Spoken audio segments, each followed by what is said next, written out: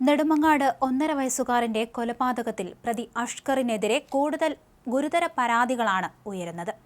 ആദ്യ ഭാര്യ ആമിനയുടെ സഹോദരന്റെ മുങ്ങിമരണത്തിലും അഷ്കറുമായി വിവാഹം നിശ്ചയിച്ചിരുന്ന മറ്റൊരു യുവതിയുടെ മരണത്തിലും അഷ്കറിന് പങ്കുണ്ടെന്നാണ് സംശയം.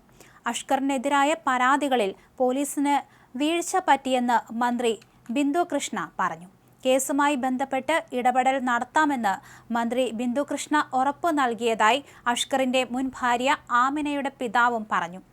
ആമിനയുടെ അനിയൻ മുങ്ങിമരിച്ചതാണെന്നും ആ മരണത്തിൽ ഇപ്പോൾ ദുരൂഹത സംശയിക്കുന്നതായും പിതാവ് പറഞ്ഞു. മകനെ സ്കൂളിൽ ചെന്ന് അഷ്കർ ഭീഷണിപ്പെടുത്തിയിരുന്നുവെന്ന് പിതാവ് പറഞ്ഞു. സ്വത്ത് എഴുതി വാങ്ങാനാണ് അഷ്കർ ആമിനയെ മർദ്ദിച്ചതെന്ന് പിതാവ് പറഞ്ഞു. ഭർത്താവും ഉമ്മയും സഹോദരിയും ക്രൂരമായി മർദ്ദിച്ചെന്നും 6 മാസം മുമ്പ് നെടുമങ്ങാട് പോലീസ് സ്റ്റേഷനിൽ പരാതി നൽകിയിരുന്നുവെന്നും പിതാവ് പറഞ്ഞു. എന്നാൽ CI നടപടിയൊന്നും എടുത്തില്ലെന്നും അദ്ദേഹം വ്യക്തമാക്കി. സർക്കാരിന്റെ സഹായം വേണമെന്നും അദ്ദേഹം ആവശ്യപ്പെട്ടു. അതേസമയം കൊല്ലപ്പെട്ട 1.5 വയസ്സുകാരൻ അർഷിദിന്റെ പിതാവും അഖിലയുടെ ആദ്യ ഭർത്താവുമായ അഖിലിന്റെ മരണത്തിലും അഖിലയ്ക്കൊപ്പം ഡാൻസ് സ്കൂളിൽ ജോലി ചെയ്തിരുന്ന സ്ത്രീയുടെ മരണത്തിലും അന്വേഷണം വ്യാപിപ്പിക്കാൻ പോലീസ് തീരുമാനിച്ചിട്ടുണ്ട്. 2 മരണങ്ങളിലും ദുരൂഹതയുണ്ടെന്ന സംശയത്തിലാണ് പോലീസ്. അഖിലയുടെയും അഖിലിന്റെയും പ്രണയ വിവാഹമായിരുന്നു. അഖില ഗർഭം ധരിച്ചിരിക്കുകയായിരുന്നു അഖിലിന്റെ മരണം. അഖിൽ ജീവനൊടുക്കിയതാണെന്നാണ് പിതാവ് സുനിൽകുമാർ ആരോപിക്കുന്നത്. അഷ്കറിന് മുൻപ് അഖിലയ്ക്ക് മറ്റൊരു ബന്ധമുണ്ടായിരുന്നുവെന്നും ഇക്കാര്യം അഖിൽ അറിഞ്ഞെന്നും പിന്നീട് വിഷയം പോലീസ് സ്റ്റേഷൻ വരെ എത്തിയിരുന്നതായും സുനിൽകുമാർ പറഞ്ഞിരുന്നു. പോലീസ് സ്റ്റേഷനിൽ വെച്ച് അഖിലുമായുള്ള ബന്ധം ഉപേക്ഷിക്കുന്നതായി അഖില പറഞ്ഞു. ഇതിന് പിന്നാലെ വീട്ടിലെത്തിയ അഖിൽ ജീവനൊടുക്കുകയായിരുന്നുവെന്നും സുനിൽകുമാർ പറഞ്ഞിരുന്നു. അഖിലിന്റെ മരണത്തിന് പിന്നിലെ കാരണങ്ങൾ വിശദമായി തന്നെ അന്വേഷിക്കാനാണ് പോലീസിന്റെ തീരുമാനം.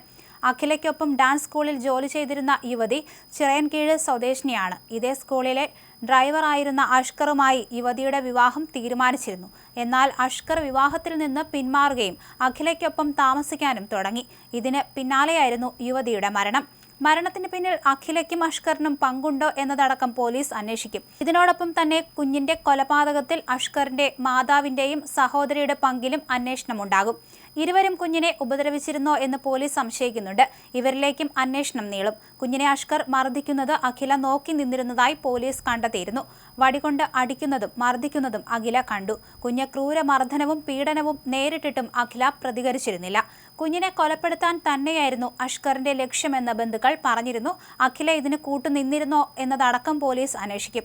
കുഞ്ഞ് മരിക്കുന്ന ദിവസം അഖില എവിടെയായിരുന്നു എന്നതടക്കം പോലീസിന്റെ അന്വേഷണ പരിധിയിലുണ്ട്.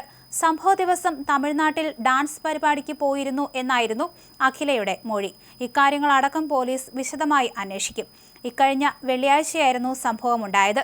ചോറ് കഴിക്കുന്നതിനിടയിൽ ഛർദ്ദിച്ചുവെന്ന് പറഞ്ഞാണ് അഷ്കർ കുഞ്ഞിനെ ആശുപത്രിയിൽ എത്തിച്ചത്. പിന്നാലെ കുഞ്ഞ് മരിക്കുകയായിരുന്നു. പോസ്റ്റ്മോർട്ടത്തിൽ നെഞ്ചിനേറ്റ ക്ഷതമാണ് മരണകാരണമെന്ന് വ്യക്തമായിരുന്നു. ഇതിനു പുറമെ കുഞ്ഞിന്റെ ശരീരത്തിൽ പൊള്ളിയതും അടിച്ചതും അടക്കം 100ഓളം വലുതും ചെറുതുമായ പരിക്കുകൾ ഉണ്ടായിരുന്നതായി പോസ്റ്റ്മോർട്ടത്തിൽ കണ്ടെത്തിയിരുന്നു. ഇതിൽ പകുതിയും പഴയ മുറിവുകളായിരുന്നുവെന്നും കണ്ടെത്തിയിരുന്നു. വിശദമായ ചോദ്യം ചെയ്യലിൽ അഷ്കർ കുറ്റം സമ്മതിച്ചു. സംഭവ ദിവസം ചോറ് നൽകുന്നതിനിടെ കുഞ്ഞ് കരഞ്ഞെന്നും കരച്ചിൽ നിർത്താത്തതിനെ തുടർന്ന് തലയിൽ ശക്തമായി അടിച്ചെന്നുമാണ് ഇയാൾ പോലീസിനോട് പറഞ്ഞത്. അടിയേറ്റ കുഞ്ഞിന്റെ ബോധം നഷ്ടമായെന്നും ഇയാൾ പോലീസിനോട് പറഞ്ഞിരുന്നു. പ്രാഥമിക ചോദ്യം ചെയ്യലിൽ കുഞ്ഞിനെ അഷ്കർ മർദ്ദിച്ചിരുന്നതായി അഖിലയും സമ്മതിച്ചിരുന്നു. അതിനിടെ അഷ്കറിനെതിരായ പരാതികളിൽ പോലീസിന് വീഴ്ച പറ്റിയെന്ന് മന്ത്രി ബിന്ദു കൃഷ്ണ വിമർശിച്ചു. ആമിനയെ സന്ദർശിച്ച മന്ത്രി ബിന്ദു കൃഷ്ണ കുഞ്ഞിന്റെ അച്ഛന്റെ മാതാപിതാക്കളെയും കണ്ടു. കുഞ്ഞിന്റെ അമ്മ അഖിലയുടെയും അമ്മയെ വീട്ടിലെത്തി കണ്ടു.